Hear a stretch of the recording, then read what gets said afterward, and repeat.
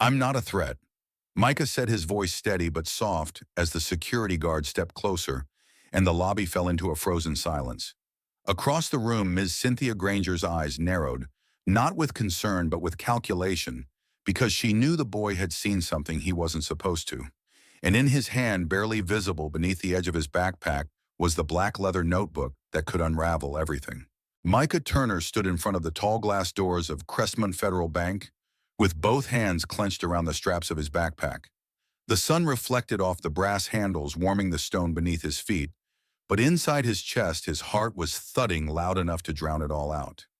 15 years old, dressed in his Langston Academy uniform navy jacket, khaki pants, and a striped tie slightly too tight at the collar, he looked like every bit the promising young scholar he was.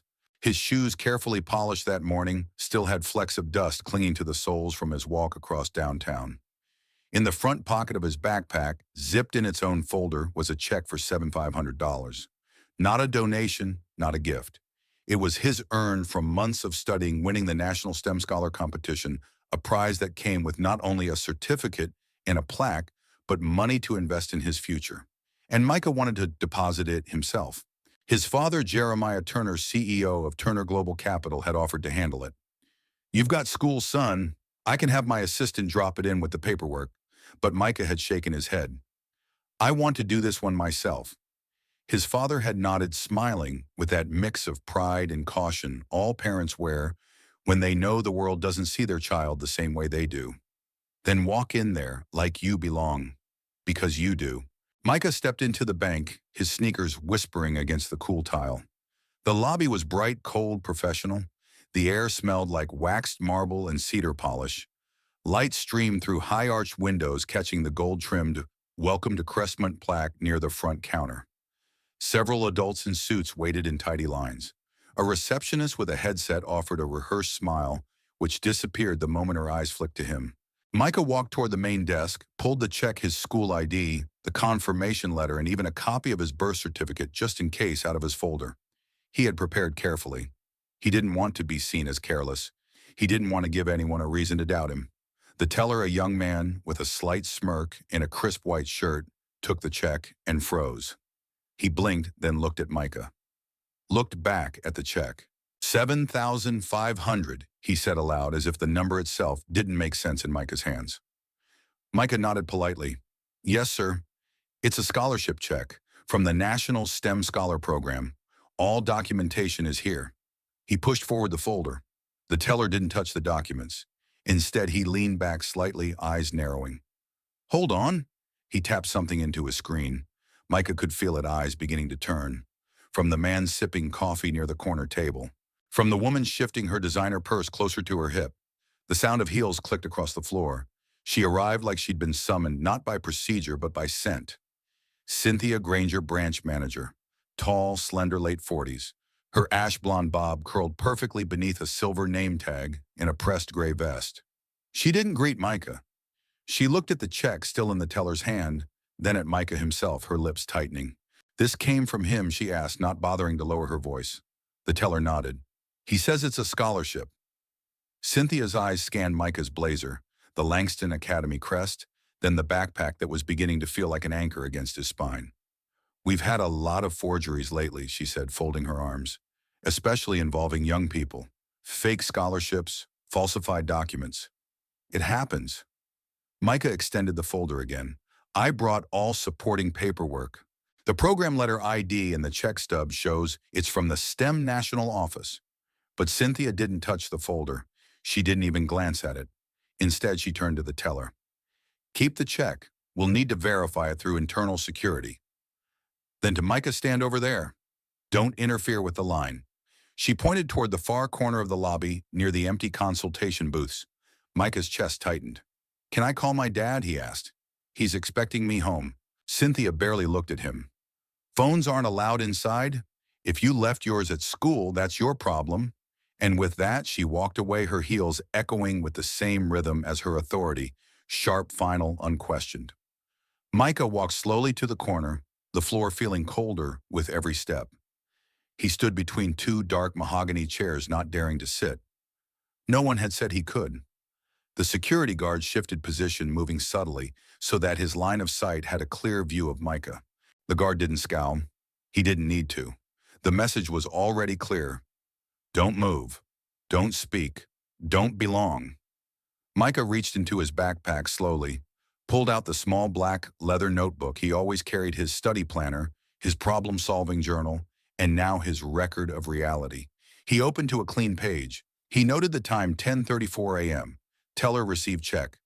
10:36 a.m. Manager intervened, refused documents.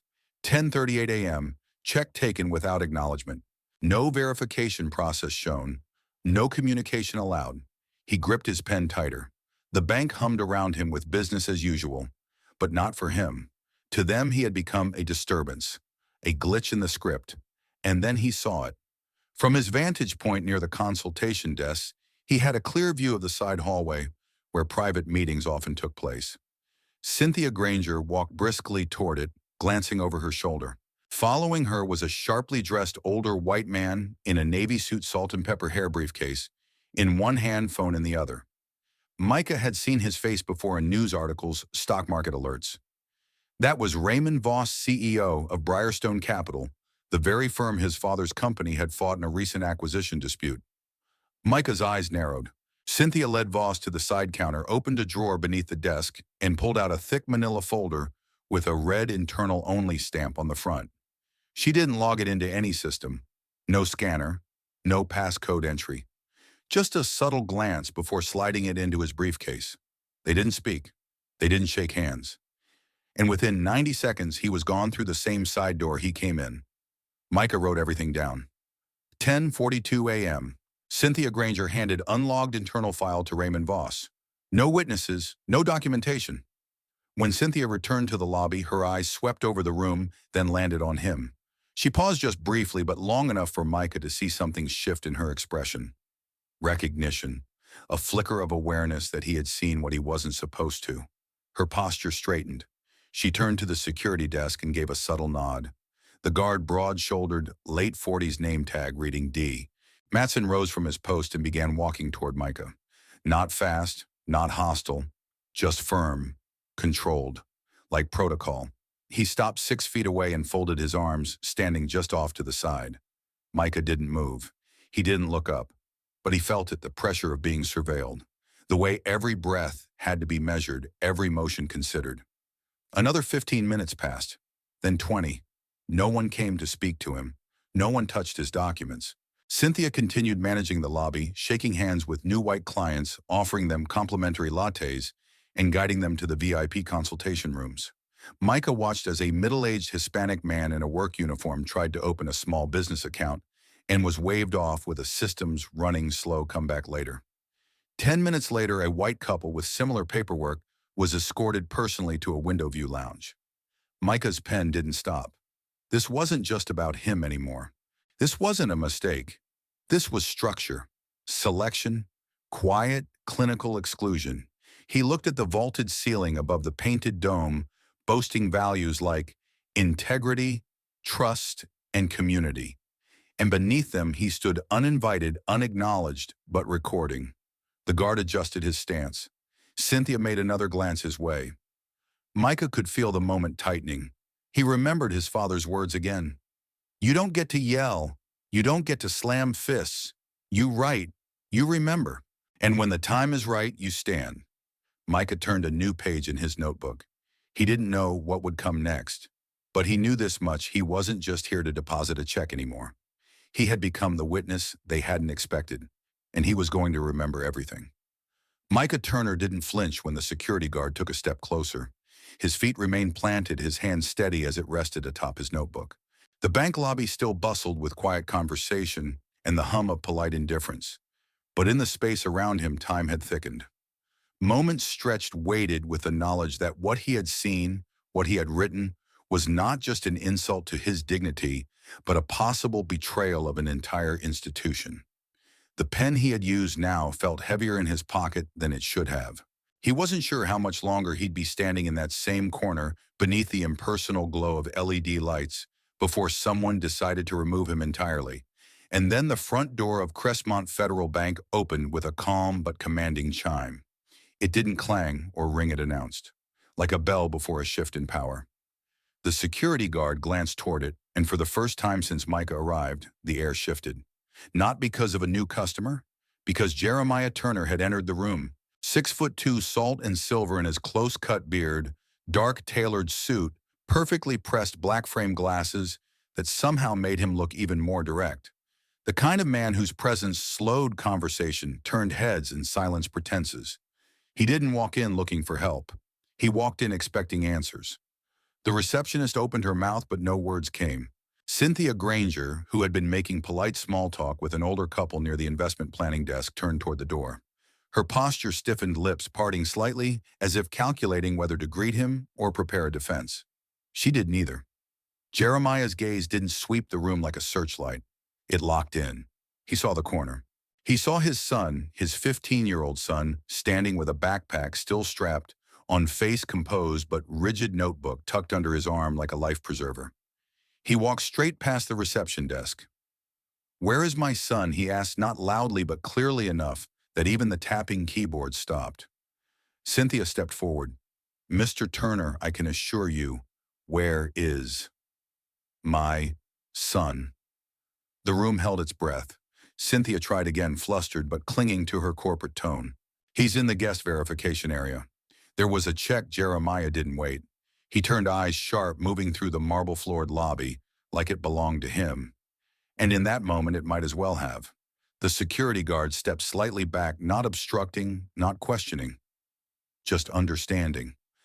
Micah saw his father approach, and something in his shoulders released.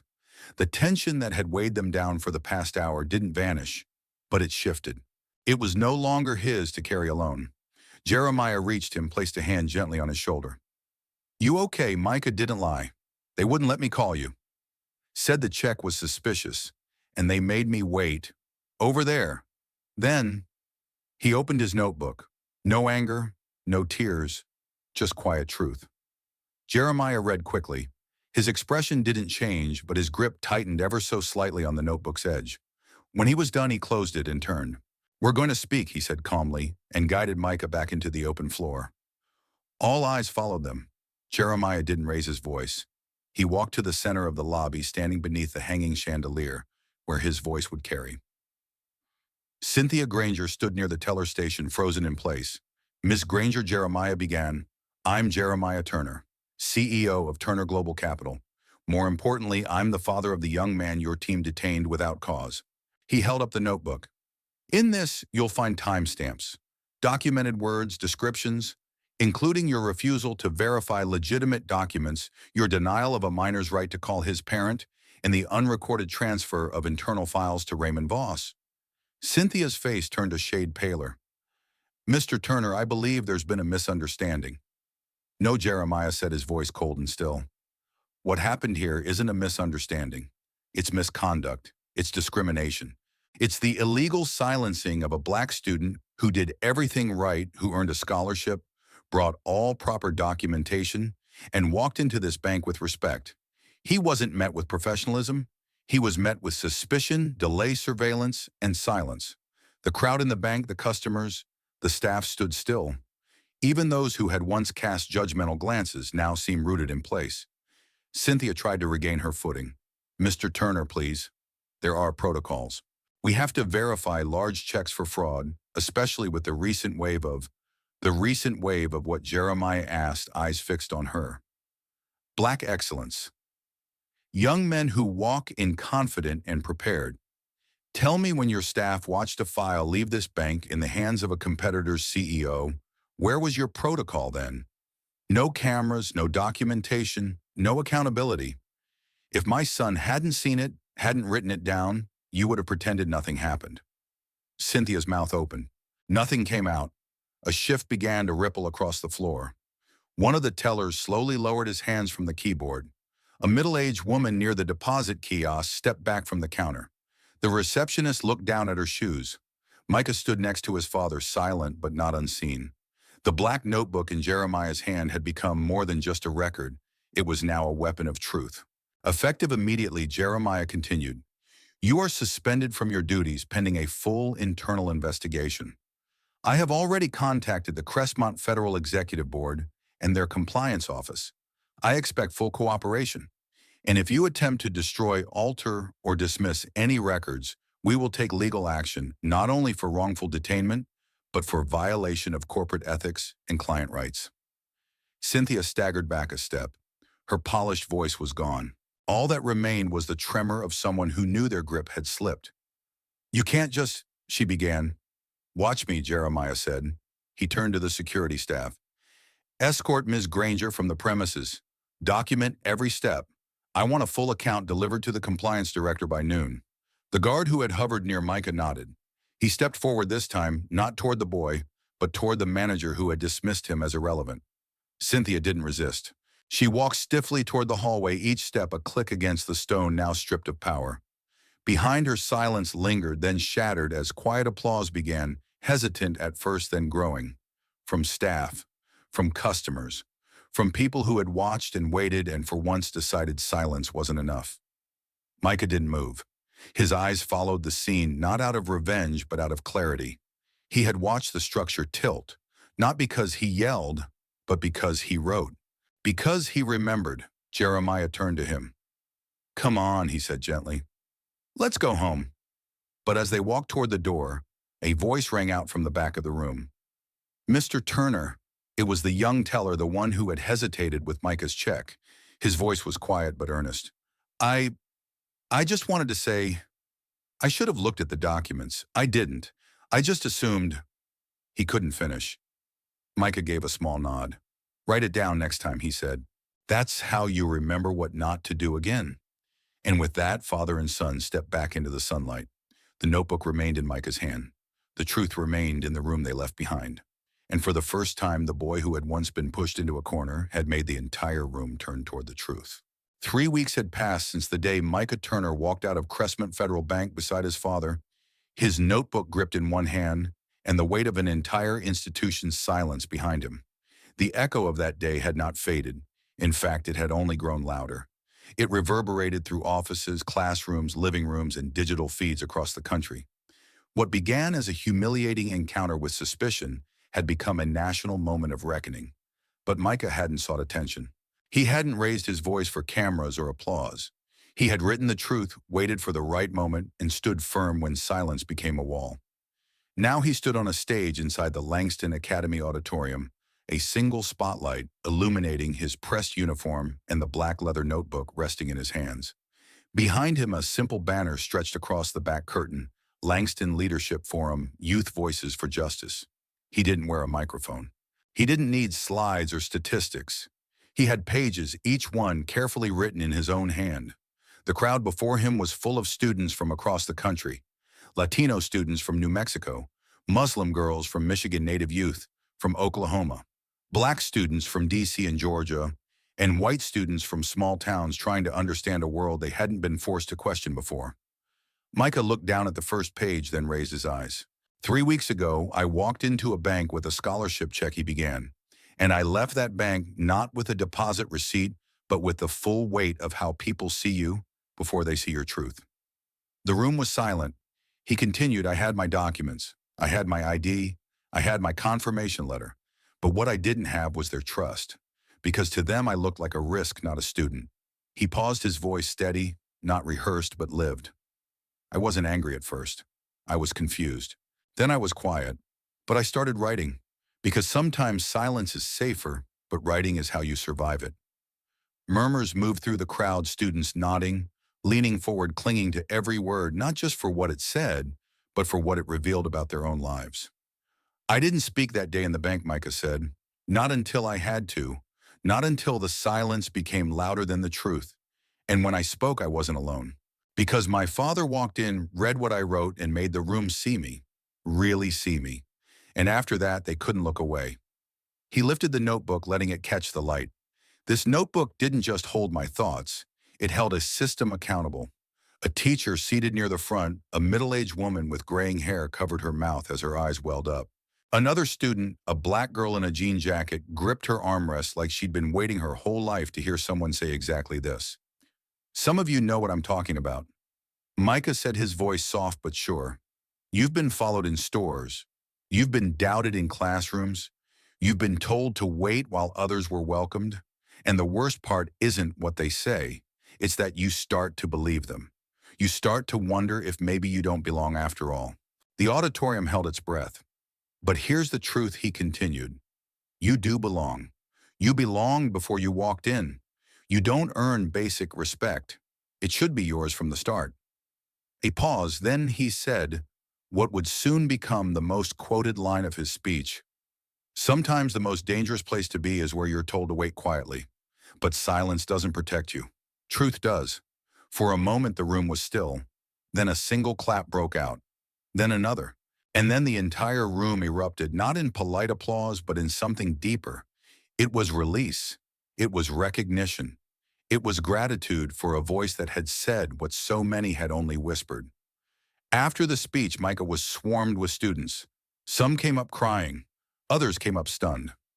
One student, a Latino boy from El Paso, simply handed Micah a drawing he had sketched during the speech, a picture of a boy standing alone with a notebook in one hand and a crowd finally behind him. Later that night, back in the quiet of his dorm room, Micah scrolled through hundreds of messages. One from a freshman in rural Kentucky. I didn't know people like me could speak like that. You made me believe I could. Another from a white student in Portland. I used to think the world was fair. Now I know better. And I want to do better. On Instagram, the quote had gone viral. Silence doesn't protect you. Truth does. It was being shared by athletes, teachers, musicians. Even the local evening news aired a full clip of his speech, dubbing it "The Day Langston Listened." Back at home in his father's office on the 27th floor of Turner Global Capital, Jeremiah Turner sat alone watching the footage on a flat-screen monitor. The lights in the city shimmered behind him, but his gaze didn't move from the screen. On it, his son stood under stage lights holding the same notebook that had once sat quietly in his backpack unnoticed and unopened. Jeremiah didn't speak. He didn't need to. His silence wasn't from restraint, it was from something deeper: pride. Not just because Micah had told the truth, but because he had held it, guarded it, and delivered it when it mattered most. Weeks later, public schools across the country began using clips from Micah's speech in ethics and civics classes. College admissions counselors referenced his story as a lesson in resilience. Civil rights groups invited him to youth panels. But Micah didn't chase the spotlight. He still walked to class, still took notes during science lectures, still kept his tie a little too tight. But something had changed, not just in the world, but in him, because now every time he stepped into a room, he carried something no one could take away. Not the notebook, not the scholarship, not even the applause. He carried the knowledge that when a system tried to erase him, he wrote himself back in. In a handwritten letter from the new interim CEO of Crestmont Federal Bank, a line stood out. Your courage forced us to look inward, and your words will now guide our policies going forward. Micah placed that letter in the back of his notebook, not for ego, but as proof. That words mattered. That justice could begin with a pen. That a boy with a quiet voice could shift an entire institution. That night, sitting beside his father on their balcony, the city lights blinking around them, Micah looked up at the stars. I didn't mean for all of this to happen, he said. Jeremiah didn't answer right away. Then he placed a hand on his son's shoulder. Real change doesn't mean to happen. It just refuses not to. And Micah, for the first time in weeks, smiled, not because everything was fixed, but because he had chosen not to stay silent. And the world had listened. In a world that often tells young people, especially those from marginalized communities, to sit down, wait quietly, and not make waves, Micah Turner's story is a powerful reminder that silence should never be the only option.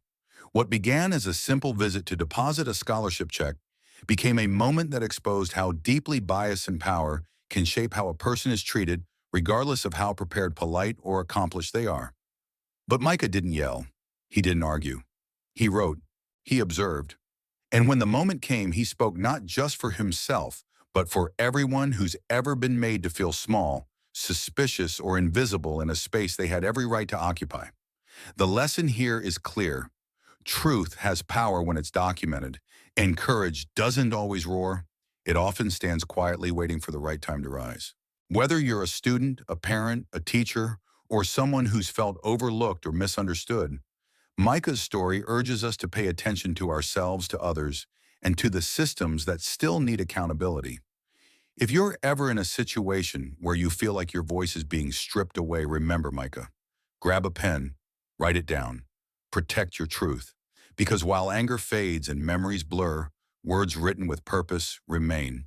And sometimes all it takes is one voice, clear, firm, and grounded in truth to change everything. To all the adults watching, never underestimate the intelligence or bravery of the next generation. And to the young people listening, your story matters. Your voice matters. You don't need a podium or a title to speak up.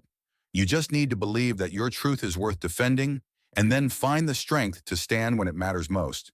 On behalf of the U.S. Daily Story Channel, we want to thank you from the bottom of our hearts for spending your time with us today. If this story moved you, inspired you, or made you reflect, please like, share, and subscribe. Your support helps us continue to bring you powerful, real-life stories of justice, dignity, and quiet strength. And remember, even in the face of silence, truth always finds a way to be heard. We'll see you in the next story. Stay strong, stay honest, and never stop believing in the power of your voice.